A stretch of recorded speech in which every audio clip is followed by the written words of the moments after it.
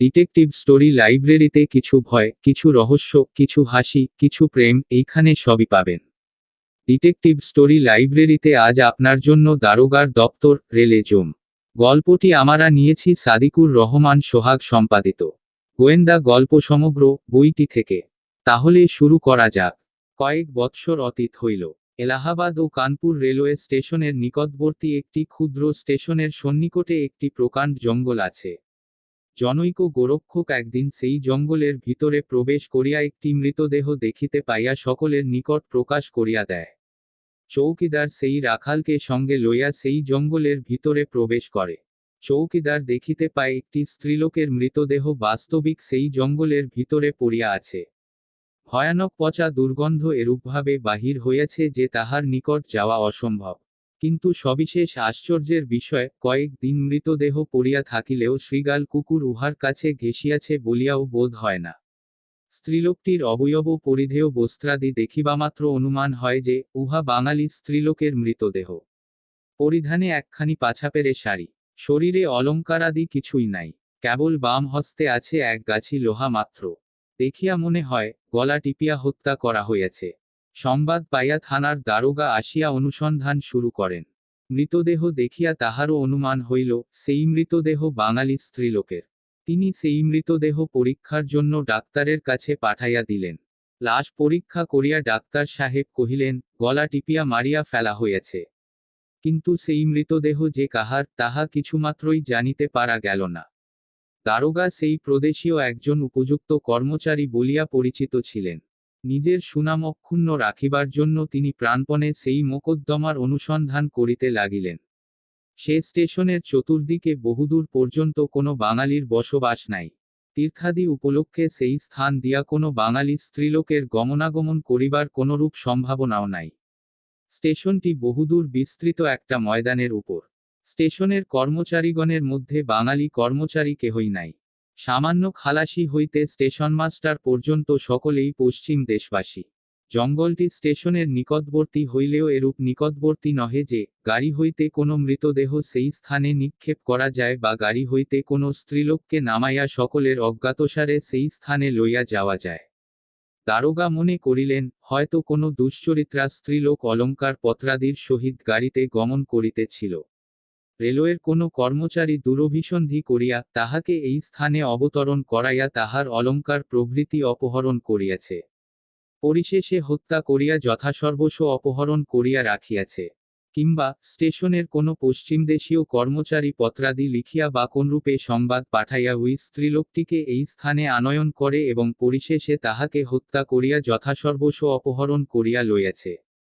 এরূপও হইতে পারে যে প্রাতকৃত্যাদি সম্পন্ন করিবার জন্য কোনো হতভাগিনী এই স্থানে অবতরণ করে এবং কার্য সম্পন্ন হইবার পূর্বেই স্টেশন হইতে গাড়ি ছাড়িয়া দেয়। সুতরাং অননোপায় হইয়া তাহাকে স্টেশনের কর্মচারীদের করায়ত্ত হইতে হয় এবং পরিশেষে পরিণামে এইরূপ হয়। অথবা কোনো কারণে কোনো ব্যক্তি এই স্ত্রীলোকের উপর অসন্তুষ্ট হইয়া তাহাকে হত্যা করিবার মানসেই এই স্থানে আসিয়া উপনীত হয় ও সুযোগমতো তাহাকে হত্যা করিয়া জঙ্গলের ভিতরে তাহার মৃতদেহ নিক্ষেপ করিয়া এই স্থান হইতে প্রস্থান করে। অনুসন্ধানকারী দারোগা মনে মনে এইরূপ নানা চিন্তা করিয়া স্টেশনের ভিতরেই অনুসন্ধান আরম্ভ করিলেন। এই সংবাদ চতুর্দিকে প্রচারিত হইয়া পড়িল। সংবাদপত্রেও প্রকাশিত হইল, স্টেশনের নিকটবর্তী জঙ্গলের ভিতরে একটি স্ত্রীলোকের মৃতদেহ পাওয়া গিয়েছে। পরিচ্ছদ ও অবস্থান দৃষ্টি করিয়া অনুমান হয় যে উহা কোনো বাঙালি সধবা স্ত্রীলোকের মৃতদেহ। ডাক্তারের পরীক্ষায় জানা গিয়াছে যে গলা টিপিয়া উহাকে মারিয়া ফেলা হইয়াছে। উহা যে কাহার মৃতদেহ তাহা এ পর্যন্ত জানিতে পারা যায় নাই। পুলিশ তদন্তে নিযুক্ত আছেন। একখানি সংবাদপত্রে এইরূপ সংবাদ প্রকাশিত হইবার পর ক্রমে অপরাপর সংবাদপত্রেও এই সংবাদ প্রকাশিত হইয়া গেল। সুতরাং সেই সংবাদ ক্রমে অনেকেরই কর্ণগোচর হইল। সেই স্টেশনের স্টেশনমাস্টার একজন পুরাতন কর্মচারী। ইহার বয়ক্রম বোধ হয় 60 বৎসরের কম হইবে না। বাসস্থান পশ্চিম প্রদেশ। জাতিতে কায়স্থ। পুলিশ কর্মচারীর সহিত ইহার পূর্ব পরিচয় ছিল। দারোগা স্টেশনমাস্টারের সহিত সাক্ষাৎ করিয়া কহিলেন, কোনো বাঙালি স্ত্রীলোক গাড়ি হইতে অবতরণ করিয়াছে এবং যেরূপেই হোক পরিশেষে তাহার পরিণাম যে এইরূপ হইয়াছে তদ্বিষয়ে কিছুমাত্র সন্দেহ হইতে পারে না। এরূপ অবস্থায় আপনি যদি আমাকে সাহায্য করেন তাহা হইলে আমি এই হত্যার রহস্য অনায়াসেই বাহির করিতে পারি। স্টেশনমাস্টার কিয়ৎক্ষণ চিন্তা করিলেন এবং তারপর বলিলেন, আমি আপনার সাহায্য করিতে প্রস্তুত আছি, আমাকে কি করিতে হইবে বলুন। দারোগা কহিলেন, আপনার কর্মচারীদের মধ্যে জিজ্ঞাসা করিয়া দেখুন ইতিমধ্যে কোনো বাঙালি রমণী এই স্থানে অবতরণ করিয়াছিল কিনা। স্টেশনমাস্টার বলিলেন, আপনি বোধহয় অবগত আছেন যে আজকাল সমস্ত দিনের মধ্যে যে সকল কার্য হইয়া থাকে তাহা স্টেশনমাস্টার করিয়া থাকেন। কিন্তু রাত্রিকালের কার্যের নিমিত্ত অ্যাসিস্ট্যান্ট স্টেশনমাস্টারই তাই। আমি স্টেশনমাস্টার, আমার কার্য দিনমানেই শেষ হইয়া যায়। কয়েক দিন অতীত হইল, আমার নিজের কোনো প্রয়োজনবশত রাত্রি আন্দাজ 10টার সময় আমি স্টেশনে আগমন করি। তাহার অল্পক্ষণ পূর্বে একখানি ট্রেন পূর্ব হইতে পশ্চিমে গমন করে। আমার যতদূর মনে আছে, সেই সময় একটি বাঙালি স্ত্রীলোককে যেন আমি স্টেশনের প্ল্যাটফর্মের উপর দেখিয়াছিলাম। আপনি একটু অপেক্ষা করুন, অ্যাসিস্ট্যান্ট স্টেশনমাস্টারকে ডাকাইয়া জিজ্ঞাসা করিয়া দেখি। স্টেশনের সন্নিকটেই অ্যাসিস্ট্যান্ট স্টেশনমাস্টারের বাসা। সংবাদ পাইবামাত্র অ্যাসিস্ট্যান্ট স্টেশনমাস্টার আসিয়া উপস্থিত হইলেন। ইনি অল্পদিনের কর্মচারী, বয়ক্রম 30 বৎসরের অধিক নয়। পশ্চিম দেশবাসী হইলেও ইহার পোশাক পরিচ্ছদ কতকটা বাঙালি ধরনের। তিনি অধিক দিন আগমন করেন নাই, 1 মাস অতীত হইয়াছে কিনা সন্দেহ। পূর্বে অপর কোনো সেকশনে তিনি টিকিট মাস্টার ছিলেন। সেই স্থান হইতে অ্যাসিস্ট্যান্ট স্টেশনমাস্টারের পদে উন্নীত হইয়া এই স্থানে আগমন করিয়াছেন। স্ত্রী পুত্রাদি কেহই সঙ্গে নাই। সাকিই নিজের বাসায় থাকেন। স্টেশনমাস্টার কহিলেন, দেখুন মহাশয়, আজ কয়েক দিন হইল রাত্রি 10টার সময় কোনো কার্যবশত আমি স্টেশনে আগমন করি। সেই সময় একটি বাঙালি গোলক গাড়ি হইতে অবতরণ করিয়া প্ল্যাটফর্মের এক স্থানে চুপ করিয়া দাঁড়াইয়া ইহা আমি দেখিয়াছিলাম। সেই সময় আপনিও প্ল্যাটফর্মের উপর ছিলেন। আপনি বলিতে পারেন, সেই স্ত্রীলোকটি কোথা হইতে আসিয়াছিল, কোন দিকে গমন করিয়াছিল, কোন ব্যক্তি তাহার সহিত ছিল। অ্যাসিস্ট্যান্ট স্টেশনমাস্টার, না মহাশয়, আমার স্মরণ হইতেছে না। কোন মালি স্ত্রীলোককে দেখিয়াছি মনে হয় না। স্টেশনমাস্টার, আমি দেখিয়াছি, আমার বেশ মনে আছে। কিন্তু আশ্চর্য, আপনি সেই সময়ে প্ল্যাটফর্মের উপর থাকিয়াও সেদিকে দৃষ্টিপাত করেন নাই। অ্যাসিস্ট্যান্ট স্টেশনমাস্টার কহিলেন, আমি তো কিছুই মনে করিয়া উঠতে পারিতেছি না। যদি বলেন তাহা হইলে যাহারা রাত্রিকালে স্টেশনে উপস্থিত ছিলেন তাহাদের জিজ্ঞাসা করিয়া বলিতে পারি। স্টেশনমাস্টার কহিলেন, যাহারা স্টেশনে ছিলেন প্রত্যেককেই জিজ্ঞাসা করিয়া আসুন, আমরা বসিয়া থাকিলাম। অ্যাসিস্ট্যান্ট স্টেশনমাস্টার প্রায় অর্ধঘণ্টা পরে প্রত্যাগমন করিয়া কহিলেন, আপনি যাহা বলিয়াছেন তাহা সত্য। একটি বাঙালি স্ত্রীলোক এই স্থানে অবতরণ করিয়াছিল। তাহার সহিত পুরুষ মানুষও ছিল।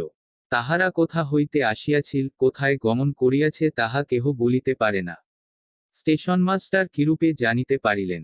অ্যাসিস্ট্যান্ট স্টেশনমাস্টার কহিলেন, টিকিটবাবুকে জিজ্ঞাসা করাই। তিনি কহিলেন, স্টেশনমাস্টার নিশ্রেণীর কর্মচারীগণকে জিজ্ঞাসা করিয়াছেন।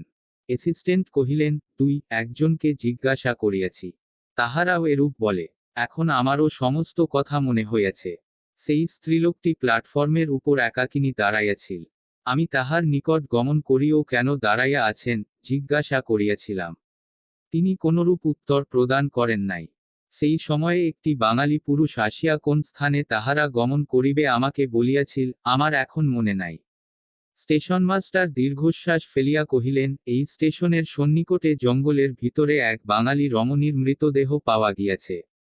সেই স্ত্রীলোকটিকে হত্যা করিয়া কেহ জঙ্গলের ভিতরে নিক্ষেপ করিয়াছে, পুলিশ ইহা অনুসন্ধান করিতেছেন। আমাদিগের দ্বারা যতদূর সাহায্য হইবার সম্ভাবনা তাহা আমাদিগের করা কর্তব্য। অ্যাসিস্ট্যান্ট কহিলেন, একথা তো আমাকে কেহই বলেন নাই। পুলিশ কহিলেন, এত গোলমাল, এত অনুসন্ধান হইতেছে, তথাপি আপনি কিছুমাত্র অবগত নন। অ্যাসিস্ট্যান্ট কহিলেন, না মহাশয়, আমি কিছুই জানিতে পারি নাই। পুলিশ কহিলেন, এখন তো জানিতে পারিলেন। আমি আপনাকে 2-1টি কথা জিজ্ঞাসা করিতে পারি। অ্যাসিস্ট্যান্ট কহিলেন, অনায়াসেই।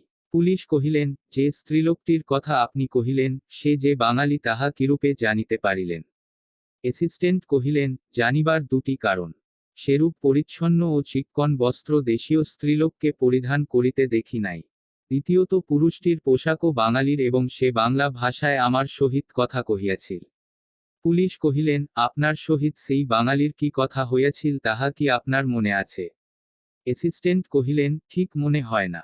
আমি জিজ্ঞাসা করিয়াছিলাম তাহারা কোথা হইতে আসিতেছেন ও কোথায় যাইবেন। উত্তরে তিনি কি বলিয়াছিলেন তাহা আমার মনে হয় না।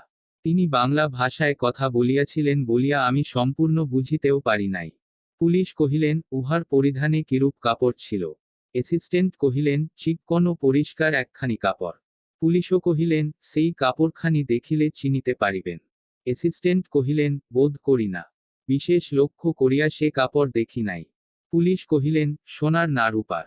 পুলিশ কহিলেন, স্ত্রীলোকটির অঙ্গে অলংকার ছিল।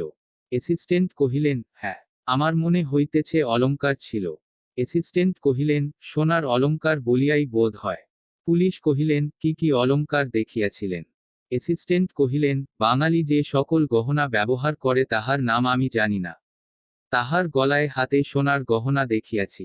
অ্যাসিস্ট্যান্ট স্টেশনমাস্টার যাহা বলিয়াছেন, বুকিং ক্লার্ক ঠিক তাহাই কহিল, নিপদস্থ কর্মচারীও তাহাদিগের পোষকতা করিল, অপরাপর সকলে কহিল যে তাহারা কিছুই জানে না। অনুসন্ধান করিয়া পুলিশ কর্মচারী প্রতীতি জম্মিল যে একটি বাঙালির স্ত্রীলোক জনৈক পুরুষের সহিত সেই স্টেশনে অবতরণ করে। সেই অলংকারের লোভে তাহাকে হত্যা করিয়া সেই জঙ্গলের ভিতরে মৃতদেহ নিক্ষেপ করিয়া তাহার সমস্ত অলংকার অপহরণ করিয়া প্রস্থান করিয়াছে। সেই বাঙালিকে, সেই মৃত স্ত্রীলোকটিকে, অনুসন্ধানকারী তাহা অবগত হইবার মানসে নানারূপ চেষ্টা করিতে লাগিলেন। সংবাদপত্রে সংবাদ প্রকাশিত হইয়াছে। সেই সংবাদপত্র একদিন বামনদাস বসুর হস্তে পতিত হইল। বামনদাস পাঠ করিলেন কিন্তু সবিশেষ দৃষ্টি পতিত হইল না, দৃষ্টি আকর্ষণ হইবার কোনো কারণও ছিল না। বামনদাস বাবু বাঙালি। আগ্রার নিকট কোন স্থানে তিনি বাস করেন। তাহার পিতা চাকরির নিমিত্ত বহুকাল আগ্রাতেই বাস করিতেছেন। সেই স্থানেই বামনদাসের জন্ম হয়। পিতার যে সকল বিষয়ে সম্পত্তি এ দেশে ছিল, জ্ঞাতিগণ তাহা বেদখল করিয়া লন। সুতরাং আগ্রাতেই তাহাকে অতিবাহিত করিতে হয়। বামনদাস আগ্রাতেই লেখাপড়া করেন। সেই স্থানেই চাকরি করিতে শুরু করেন। বামনদাসের মনিব কলিকাতায় আর একটি নূতন অফিস খোলেন এবং বামনদাসকে নূতন অফিসে আনয়ন করেন। সুতরাং বামনদাসকে কলিকাতায় আগমন করিতে হয়। আগ্রায় বামনদাসের পিতা বাড়ি রাখিয়া গিয়াছিলেন, সেই বাড়িতে বামনদাস সপিয়ারে বাস করিতেন। পরিবারের মধ্যে তাহার বৃদ্ধা মাতা, একটি ভগিনী, স্ত্রী ও পিতার সময়ের বিশ্বাসী একজন সরকার ছিলেন। যখন বামনদাস কলিকাতায় আগমন করেন, তাহার স্ত্রী বিধুমুখীকে সঙ্গে লইয়া আসেন এবং কলিকাতায় একটি বাড়ি লইয়া অবস্থান করেন। 6 মাস অতিবাহিত হইবার পর শারদীয়া পূজার সময় বামনদাসের মাতা পীড়িতা হইয়া পড়েন এবং পুত্রবধূকে লইয়া যাইবার নিমিত্ত বিশ্বাসী সরকার রামদাসকে কলিকাতায় পাঠান। আগ্রায় গমন করিবার মানসে বামনদাস মনিবের নিকট কয়েক দিনের ছুটি প্রার্থনা করেন। কিন্তু ছুটি মঞ্জুর হইল না। সুতরাং অননোপায় হইয়া রামদাসের সহিত স্ত্রী বিধুমুখীকে আগ্রায় পাঠাইয়া দেন। রামদাস নামে বামনদাসের সরকার, কার্যে সেই বাড়ির কর্তা। বামনদাস ও বিধুমুখী তাহাকে পিতার সদৃশ দেখিয়া থাকেন। রামদাস বিধুমুখীকে লইয়া কলিকাতা পরিত্যাগ করিলেন। বামনদাস হাওড়া স্টেশনে তাহাদিগকে গাড়িতে উঠাইয়া দিলেন। কয়েক দিবস অতিবাহিত হইয়া গেল। আগ্রা হইতে তাহাদিগের পৌঁছান সংবাদ যে কদিবসে কলিকাতায় পৌঁছিবার সম্ভাবনা তাহা অতীত হইয়া গেল। কিন্তু রামদাস ও বিধুমুখীর কোনো সংবাদ প্রাপ্ত না হইয়া বামনদাস অস্থির হইয়া পড়িলেন। নানারূপ চিন্তা করিয়া বামনদাস আগ্রার ঠিকানায় রামদাসকে একখানি টেলিগ্রাম করিলেন। কিন্তু তাহারও কোনরূপ উত্তর না পাইয়া পরিশেষে আগ্রাবাসী জনৈক বন্ধুর নিকটা আর একখানি টেলিগ্রাম প্রেরণ করিলেন। সময় মতো বন্ধুর নিকট হইতে উত্তর আসিল, রামদাস বা বিধুমুখী কেহই আগ্রায় গিয়া উপস্থিত হয় নাই। সংবাদ না পাইয়া মাতা নিতান্ত অধীর হইয়া পড়িয়াছেন। 5 জঙ্গলের ভিতরে কোন স্টেশনের সন্নিকটে একটি বাঙালি স্ত্রীলোকের মৃতদেহ প্রাপ্ত হওয়ার সংবাদ ইতিপূর্বে বামনদাস সংবাদপত্রে পাঠ করিয়াছিলেন, সে কথা এখন মনে পড়িল। তিনি ভাবিলেন, তবে কি উহা আমার স্ত্রীর মৃতদেহ? বামনদাস পরিশেষে যে স্থানে সেই মৃতদেহ পাওয়া গিয়াছিল সেই স্থানে নিজেই গমন করিয়া মনের সন্দেহ মিটাবার বাসনা করিলেন। এবার তাহার মনিব সমস্ত অবস্থা অবগত হইবামাত্রই বামনদাসকে 10 দিনের ছুটি দিলেন। বামনদাস সেই দিনের মেল ট্রেনেই পশ্চিমে যাত্রা করিলেন। যে স্টেশনের সন্নিকটে বাঙালি স্ত্রীলোকের মৃতদেহ পাওয়া গিয়াছিল সেই স্টেশনেই অবতরণ করিলেন। অনুসন্ধানকারী দারোগা সেই সময় সেই স্থানেই অনুসন্ধান করিতেছিলেন। তাহার সহিত বামনদাসবাবুর সাক্ষাৎ হইল। তাহার নিকট হইতে মৃত স্ত্রীলোকের বিষয়ে যতদূর অবগত হইতে পারিলেন তাহাতে বামনদাসের অনুমান হইল যে সেই মৃতদেহ তাহার বনিতা বিধুমুখীর দেহ হইবারই সম্ভাবনা। সেই মৃতদেহের সহিত কেবল একখানি শাড়ি ও এক গাছি মাত্র লোহা পাওয়া গিয়াছিল। অনুসন্ধানকারী সেই দ্রব্য থানায় রাখিয়া দিয়াছিলেন। তিনি বামনদাস বাবুকে দেখাইলেন। বামনদাস কহিলেন, সেই প্রকারের এক গাছি লোহা স্ত্রীর হাতে সর্বদা থাকিত এবং সেইরূপ শাড়িও তাহার ছিল। বামনদাস আরও দেখিলেন, শাড়ির এক প্রান্তে রজক প্রদত্ত কাল চিহ্ন আছে। অনুসন্ধানকারী কর্মচারীর মনে প্রতীতি জন্মিল যে সেই মৃতদেহ বামনদাস বাবুর বনিতা বিধুমুখীর ভিন্ন আর কাহারও হইতে পারে না। লাশ শনাক্ত হয়। দারোগা কহিলেন, আপনার স্ত্রীর সঙ্গে অপর কোনো দ্রব্যাদি ছিল? বামন কহিলেন, নগদ টাকা, অলঙ্কার ও বস্ত্রাদি ছিল। দারোগা কহিলেন, কি কি অলঙ্কার, কত টাকা এবং বস্ত্র প্রভৃতির বিস্তারিত বিবরণ প্রদান করুন। বামন কহিলেন, আমার এখন ভুল হইবার বিশেষ সম্ভাবনা, তবুও যতদূর পারি আপনাকে বলিয়া দিতেছি। বামনদাস যতদূর মনে করিতে পারিলেন বলিয়া দিতে লাগিলেন। পুলিশ কর্মকর্তা এক এক করিয়া লিখিয়া লইতে লাগিলেন। একটি তালিকা প্রস্তুত হইলে দেখা গেল যে তাহার মূল্য অনুমান ৩,০০০ মুদ্রার কম নহে। অনুসন্ধানকারী কর্মচারী পুনরায় অনুসন্ধান আরম্ভ করিলেন। Assistant, station master, booking clerk ও অপরাপর নিপদস্থ কর্মচারীর সুর এখন পরিবর্তিত। একবাক্যে এখন তাহারা সকলেই কহিতে লাগিল যে সেই রাত্রিতে তাহারা সকলেই স্টেশনে উপস্থিত ছিল। সকলেই দেখিয়াছে একটি প্রবীণ বাঙালি পুরুষ কতকগুলি দ্রব্যাদি লইয়া স্ত্রীলোকটির সহিত অবতরণ করেন এবং টিকিট প্রদান করিয়া উভয়ই স্টেশন হইতে বহির্গত হইয়া যান। কোনো কুলি তাহারা গ্রহণ করেন নাই। অনুসন্ধানকারী কর্মচারীর মনে কয়েকটি চিন্তার উদয় হইল। প্রথমত, এ হত্যার উদ্দেশ্য কি? চুরি করা। বিধুমুখীর সহিত বহুমূল্যের দ্রব্যাদি ছিল, কিছুই পাওয়া যাইতেছে না। এ অবস্থায় চুরি ভিন্ন আর কি উদ্দেশ্য হইতে পারে? দ্বিতীয়ত, এ কার্য কাহার দ্বারা হইবার সম্ভাবনা? ইহারা স্টেশনের বাহির হইতে যদি কোনো কুলিকে লইয়া গিয়া থাকেন তাহা হইলে তাহার দ্বারা এই হত্যা হইতে পারে। তাহা হইলে রামদাস সরকার কোথায়? সে যে স্থানেই গমন করুক এত দিন নিশ্চয় সে প্রত্যাগমন করিত বা পত্রাদি লিখিয়া সংবাদ প্রদান করিত। যদি রামদাস হতো হইয়া থাকে, একজনের মৃতদেহ পাওয়া গিয়াছে, অপরের মৃতদেহ প্রাপ্ত না হইবার কারণ কি? তৃতীয়ত, রামদাস মনিবের বিশ্বাসী ছিল বলিয়াই যে এখন অবিশ্বাসী হইতে পারে না তাহাই বা কেমন করিয়া বলিতে পারি। অর্থলোভে মানুষের মন কখন যে কিরূপ হয় তাহা দেবতাও বুঝিয়া উঠিতে পারেন না। কলিকাতা হইতে যখন সে আগ্রায় গমন করিতেছিল তখন সে এই ক্ষুদ্র স্টেশনে অবতরণ করিবে কেন? এবং বিধুমুখীর সহিত দ্রব্যাদি লইয়া স্টেশনের বাহির হইয়া যাইবেই বা কেন? এরূপ অবস্থায় রামদাস কর্তৃক এই হত্যা সম্পন্ন হইয়াছে এবং বিধুমুখীর সমস্ত দ্রব্য অপহৃত হইয়াছে, তৎসম্বন্ধে আর বিন্দুমাত্র সন্দেহ নাই। অর্থলোভে রামদাস সরকার বিধামুখীকে যে হত্যা করিতে পারে ইহা বামনদাস কোনো প্রকারেই তাহার মনকে বুঝাইয়া উঠিতে পারিলেন না। অথচ অনুসন্ধানকারী যে সকল যুক্তি ও প্রমাণের নির্ভর করিয়া রামদাসের উপর সন্দেহ করিতেছেন সেই সকল যুক্তি ও প্রমাণের বিরুদ্ধে কোনো কথা বলিতেও সমর্থ হইলেন না। অনুসন্ধানকারী অনুসন্ধান সম্পন্ন করিয়া বিধুমুখীকে হত্যা করার অপরাধে রামদাস সরকারের উপর মোকদ্দমা রুজু করিলেন। তাহার লিখিত রিপোর্ট দেখিয়া ঊর্ধ্বতন কর্মচারীগণ তাহার মতের পোষকতা করিলেন। রামদাসের বিপক্ষে ওয়ারেন্ট বাহির হইল।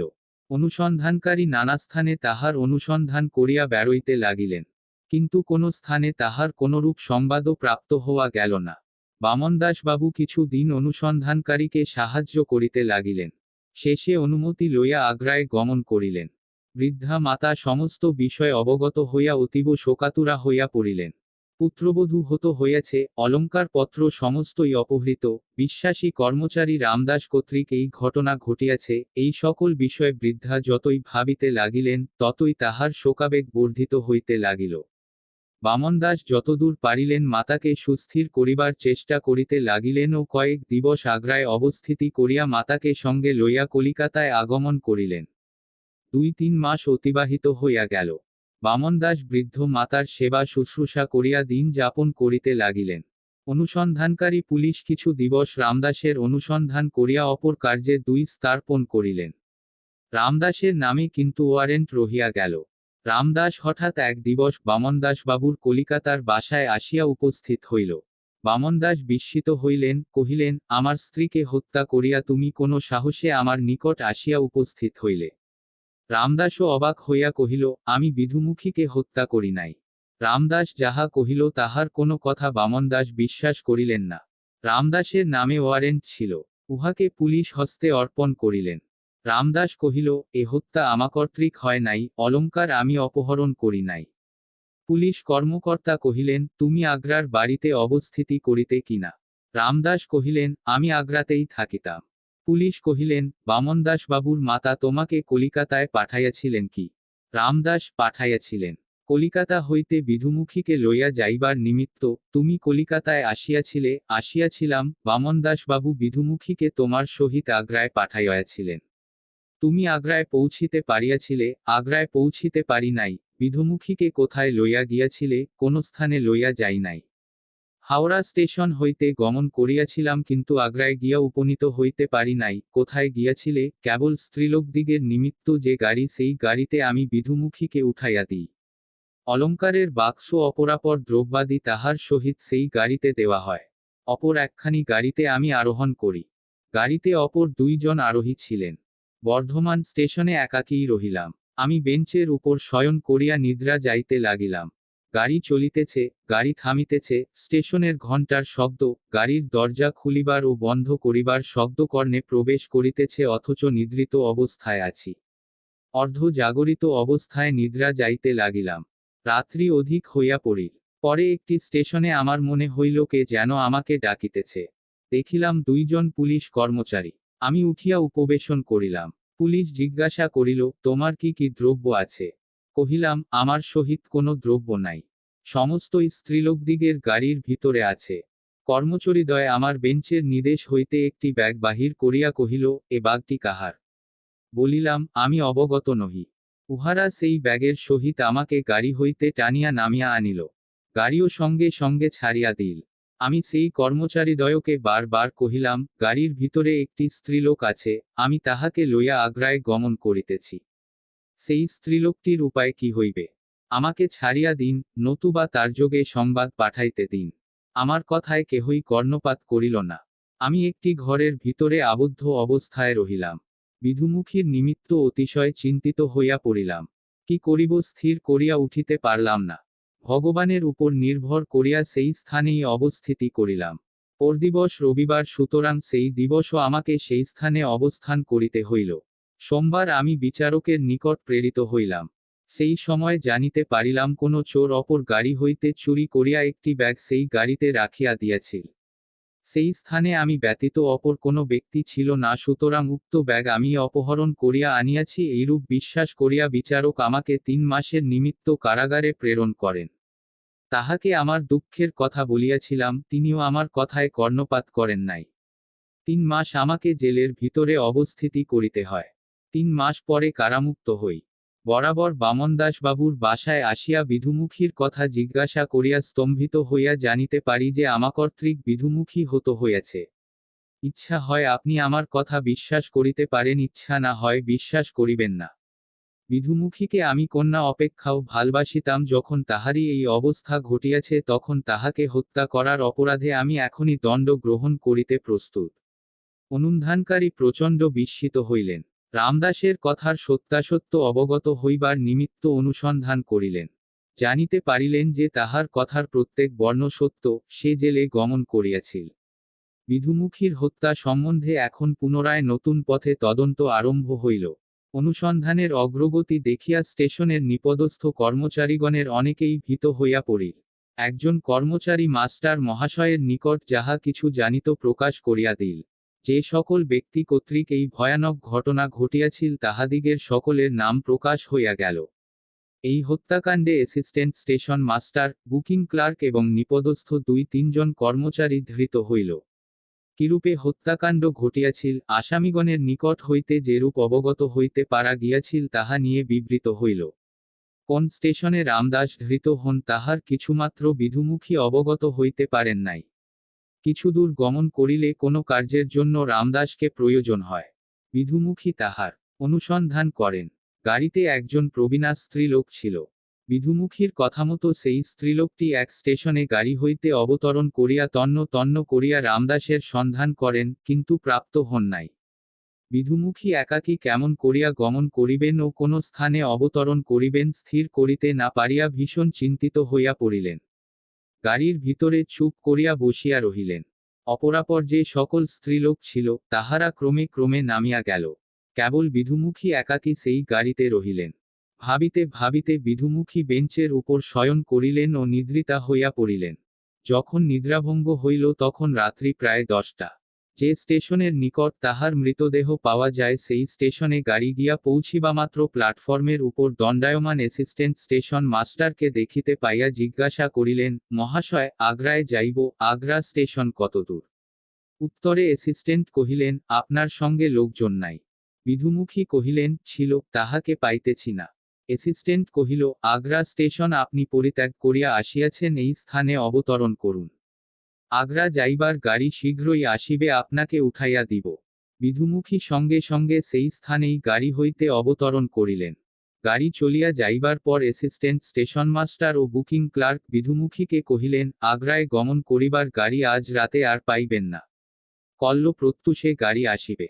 বুকিং ক্লার্কবাবুর পরিবার এই স্থানে আছেন, তাহারই নিকট আপনি রাত্রি যাপন করুন। এই স্টেশনে একাকী রাত্রি যাপন করিবার পরামর্শ প্রদান করিতে পারি না। বিধুমুখী সম্মত হইলেন। বুকিং ক্লার্কের বাসায় গমন করিলেন। সেই স্থানে বিধুমুখী অবগত হইলেন যে কর্মচারীগণ যাহা বলিয়াছেন সমস্তই মিথ্যা। সেই বাসায় কোনো স্ত্রীলোক বাস করে না। বিধুমুখী 4-5 জন কর্মচারীর হস্ত হইতে কোনরূপেই নিষ্কৃতি পাইয়া স্থানান্তরে গমন করিতে পারিলেন না। সেই পাষণ্ডেরা বলপূর্বক উহার গলা চাপিয়া মরিল। গোলদেশে ভয়ানক চাপ পড়ায় বিধুমুখী ইহজীবন পরিত্যাগ করিল। তখন উহার যথাসর্বস্ব সকলে বন্টন করিয়া লইল এবং সেই মৃতদেহ পূর্ব বর্ণিত স্থানে নিক্ষেপ করিল। পুলিশ উত্তমরূপে প্রত্যেক আসামির খানাতল্লাশি করিলেন। সকলের নিকট কিছু না কিছু অপহৃত দ্রব্য পাওয়া গেল। সেই সকল দ্রব্য বামনদাস কর্তৃক শনাক্ত হইল। আসামিগণ বিচারার্থে প্রেরিত হইল এবং বিচারে সকলেরই আজীবন দ্বীপান্তর হইয়া গেল।